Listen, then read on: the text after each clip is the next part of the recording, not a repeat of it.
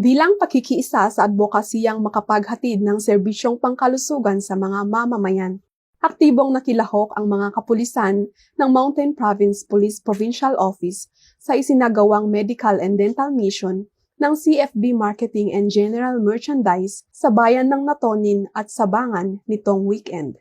Daan-daang imontanyosa ang nakinabang sa libreng serbisyong hatid ng nasabing outreach na layuning mailapit ang pangunahing serbisyong medical at dental sa mga komunidad.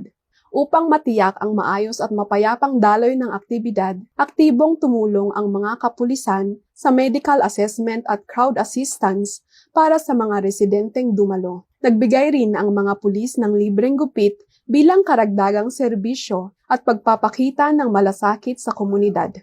Ang Medical Dental Mission ay bahagi ng pagdiriwang ng ika-29th anniversary ng CFB Marketing and General Merchandise na itinatag noong Mayo 17, 1997.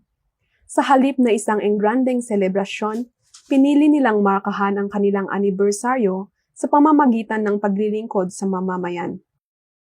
Kasama ng MPPPO personnel ang mga volunteers mula sa iba't ibang ahensya at organisasyon na naging daan upang mas maraming residente ang mabigyan ng kinakailangang serbisyong pangkalusugan.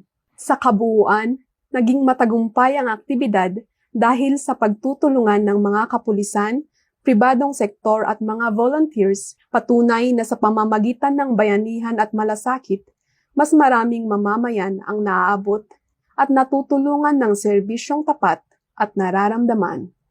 Mula dito sa Mountain Province, ako ang inyong PNN correspondent, Police Corporal Katsumi Coffin, alagad ng batas, tagataguyod ng Balitang Pulis.